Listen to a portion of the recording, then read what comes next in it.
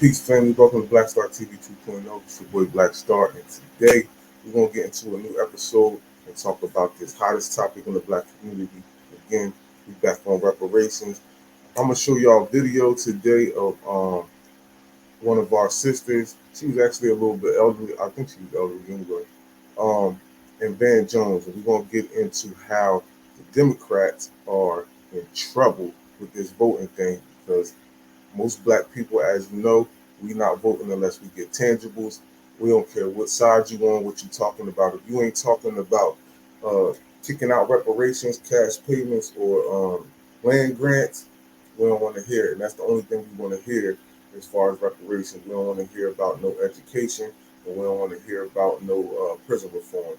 You know what I'm saying? Because we need things that's going to benefit everybody and not just a select few people. So, let me get into it. Let me share my screen. Thank you again. Please subscribe if this is your first time here. Again, I appreciate y'all watching my feed and my content, and please support if you can. Here we go. Let's get into it. So I'm gonna start off with the brother. Let me start off with the sister first.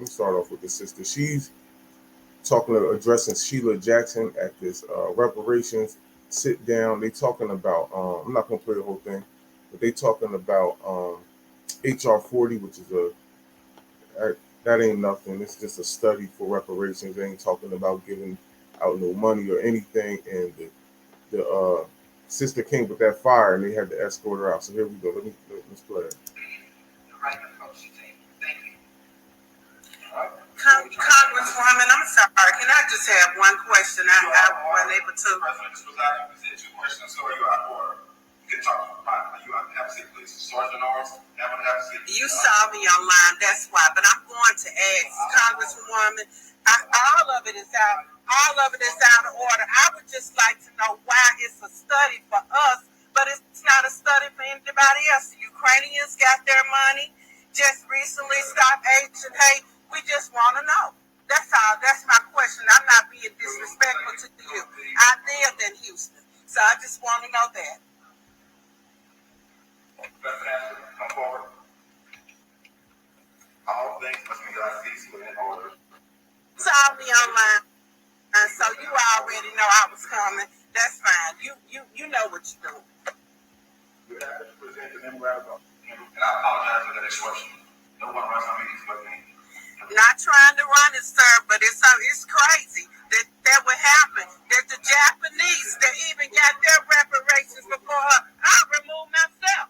But it still doesn't make sense that all these people got their money over us. Don't put your hands on me. I'm leaving. Just don't put your hands on me. I am leaving, but it's still crazy that we can't get our money now, but everybody else is getting their money. Just get your hands off of me. Everybody else is getting their money but us. So it doesn't make sense. But you knew I was coming, so that's why you did that. Open the door for the queen. Open the door for the queen. Open the door for the queen. Thank you, sir. There you go. Get your hands off of me. I'm done now. I'm done doing what I want to do. Right, I'm done. I'm done. I'm done. Excuse me. I'm done. I'm done. This little punk bag. I'm done now. I'm done.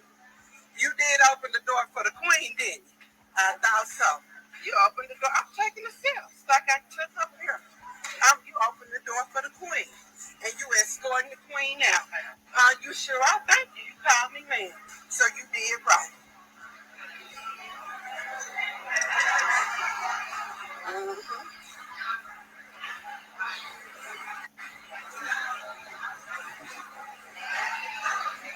Yeah, they were ready for us. They knew I was coming. He saw me and identified who I was, so he already had security. But that's okay. We made ground. They know we ain't playing about our reparations. They already know that. Yeah, get that door open for the queen. Open the door for the queen. There you go. Open the door for the queen. Thank you. I am, and you too yourself.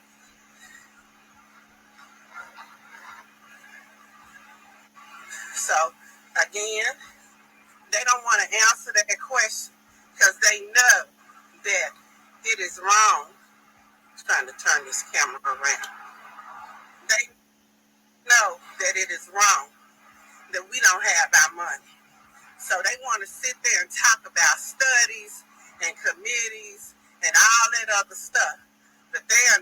interested in really getting us our money.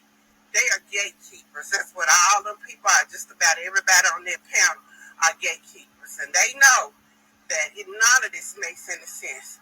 We don't need to sign nothing. We need to get our reparations and we need to get our money now. And they talking about 10 trillion and all that stuff. They're throwing out numbers, but they're not giving anything to anybody. So he want to say I'm out of order and put me out. That's fine. You can put me out because I wasn't invited there anyway. I came on my own. And so I kept getting knocked off with the live.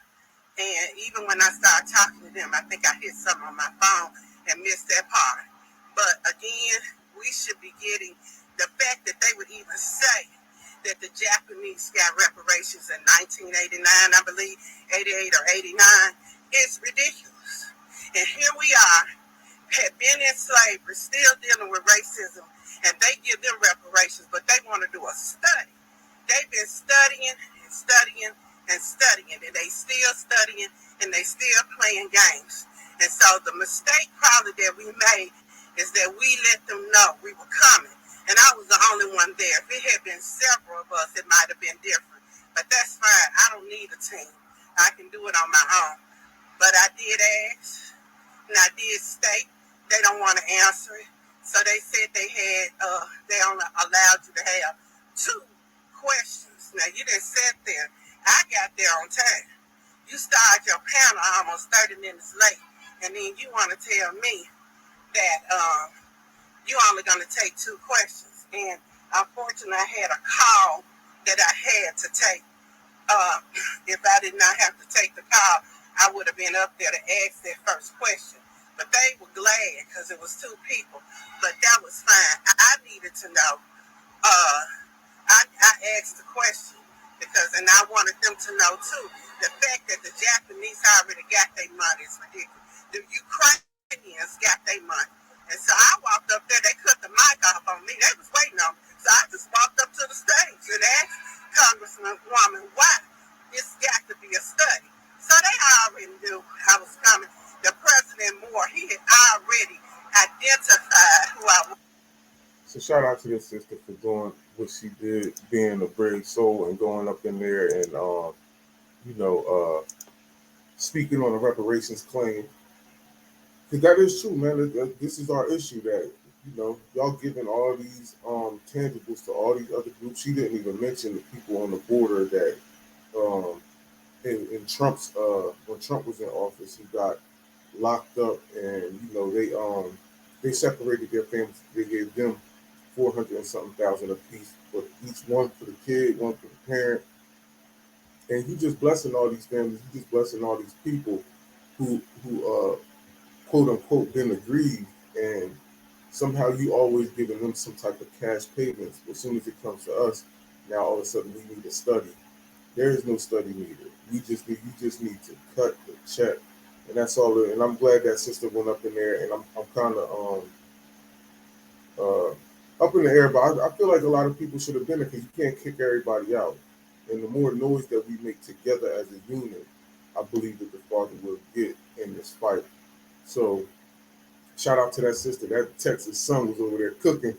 Auntie, I ain't even gonna hold you. She was over there sweating profusely. And that little joke. But shout out to her, man. Bless her heart that she stood up to them people by herself. And we not playing, man. We not playing. And this video right here with Van Jones talking about Joe Biden and his lack of support from black voters in particular, and how he's in trouble this election. The Democrats are in trouble.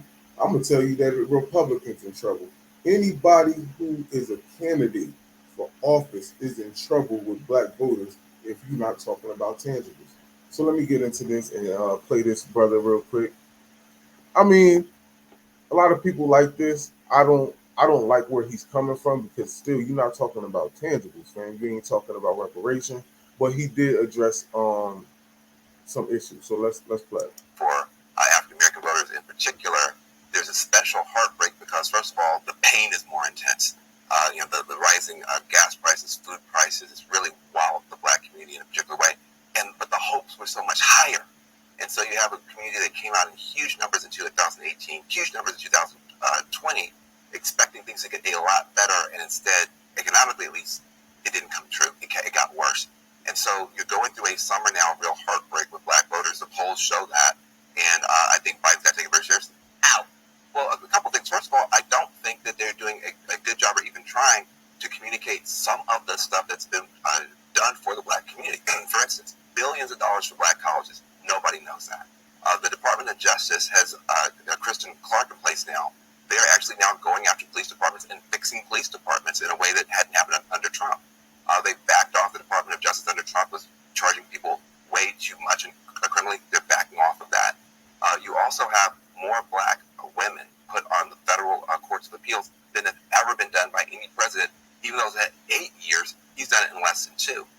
He's doing stuff. They're not communicating. I think if I were the Democratic Party right now, the black community is a firewall. They need to be spending a lot of money on black radio, a lot of money in black media to just point out the fact that Joe Biden is there for the black community and is doing stuff. Right now, that particular pain is not being addressed aggressively enough. And I'm going to say, to be honest, brother, we don't even care about none of that stuff. To be honest, keep it a buck. One of the things he said was this lady, Christian, somebody is in the justice office. He spoke on billions of dollars to HBCUs. We don't even care about that, but we want billions of dollars to us specifically. Everybody's not going to college, man. Everybody doesn't get affected by education.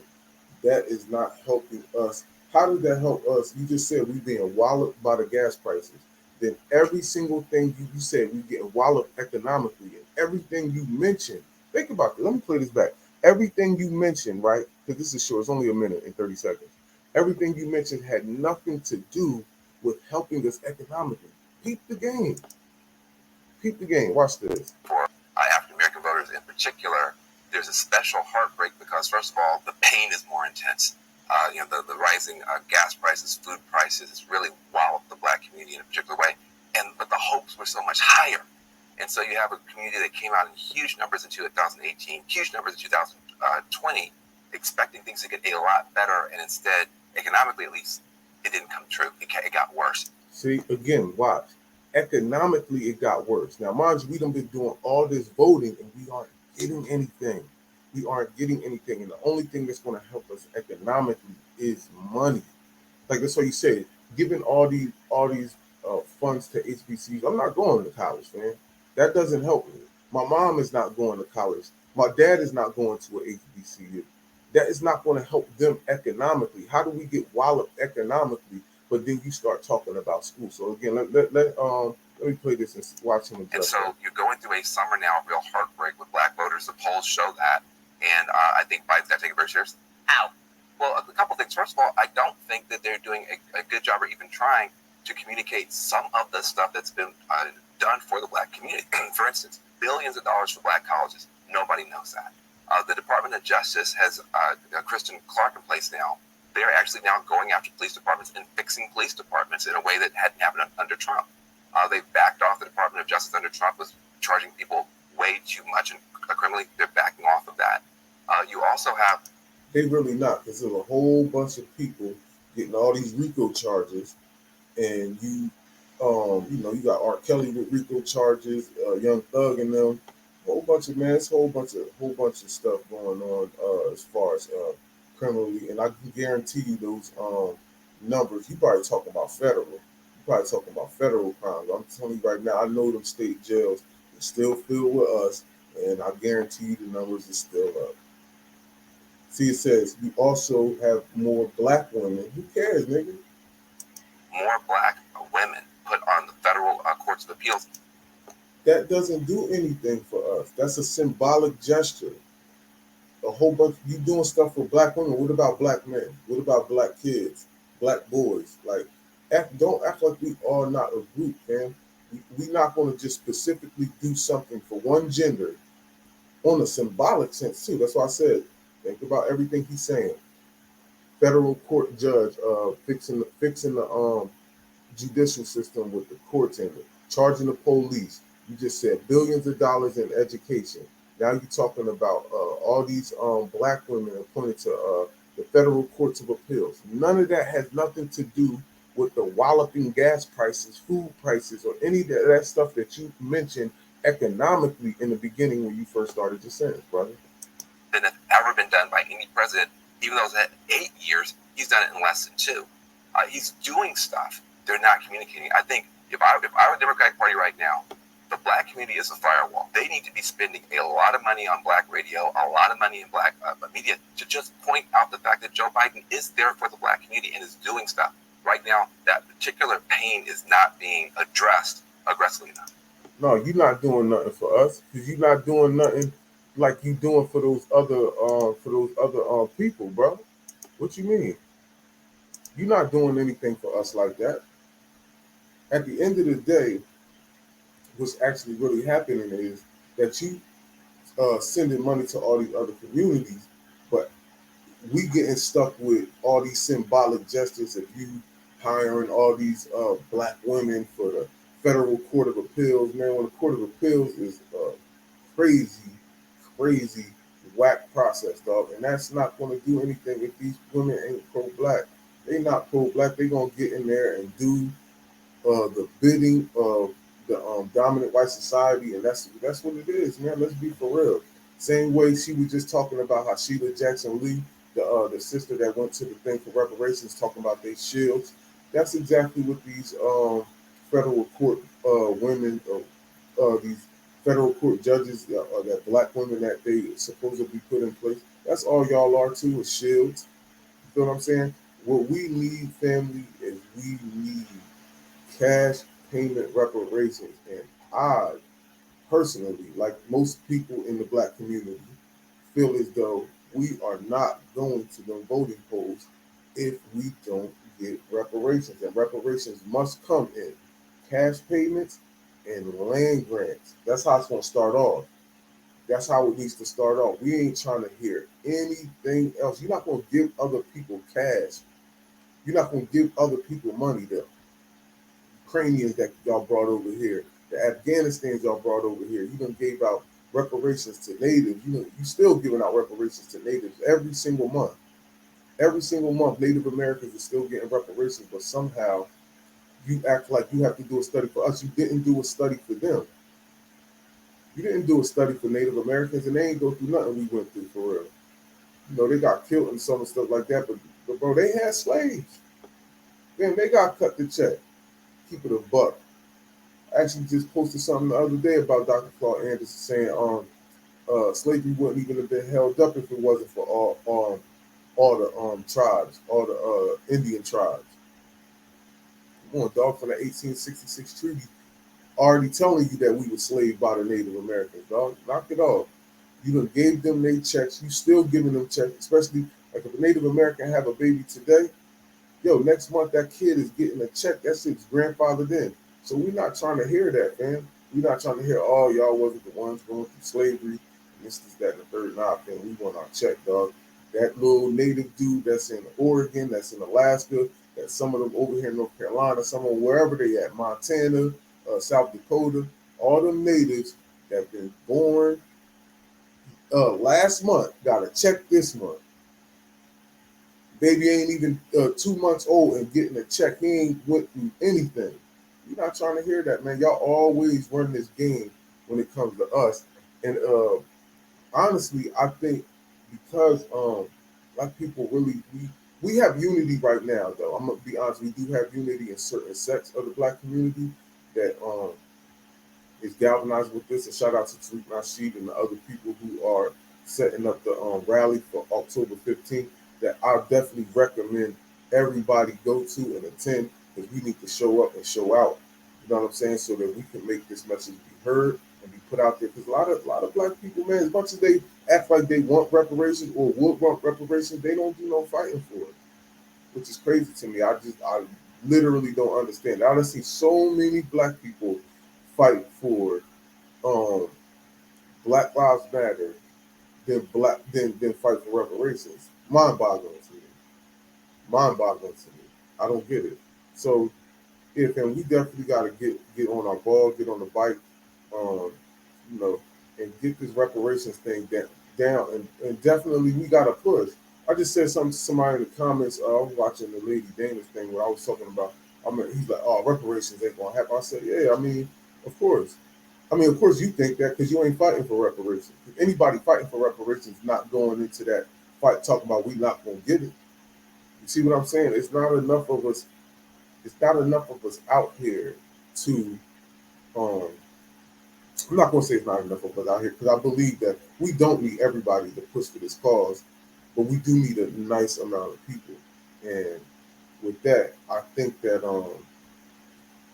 the rally in Washington D.C. is going to be great, and I think that okay,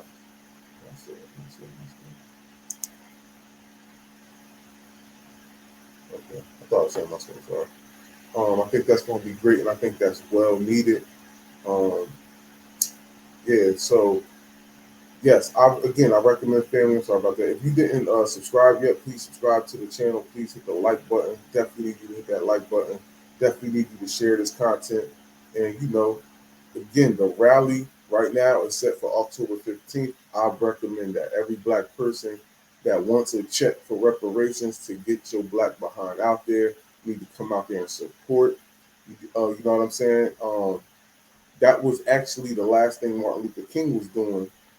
To be honest, he was going to what's the name to go get the check. That was the last thing before he died that he was about to do, and they was going to do it, I believe, in April, and they killed him, I believe, in March or something like that.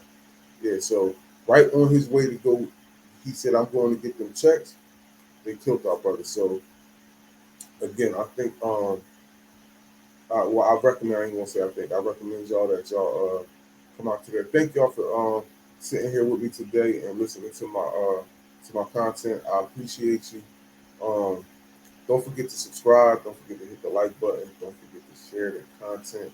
This is your first time with us. This is Black Star TV 2.0, and we talk about a plethora of different subjects. I don't like to just keep it on one thing. We talk about black issues. I'm about to do a video in a little bit about stocks and some stock picks that I'm picking that I got from a well renowned finance professor. And every time, and I listen every single time he say what he picking, I pick it and I make money. So I'm gonna start giving it to the family. Um, but at that, with that, I would say, peace out, family. Stay blessed. Don't forget to support reparations. Even if you just get on your Facebook, your Instagram, your Snapchat, and just hashtag it reparations for foundational Black Americans reparation. And we're not using African American foundational Black Americans and freedmen. Y'all have a blessed day. Stay safe out there. Peace.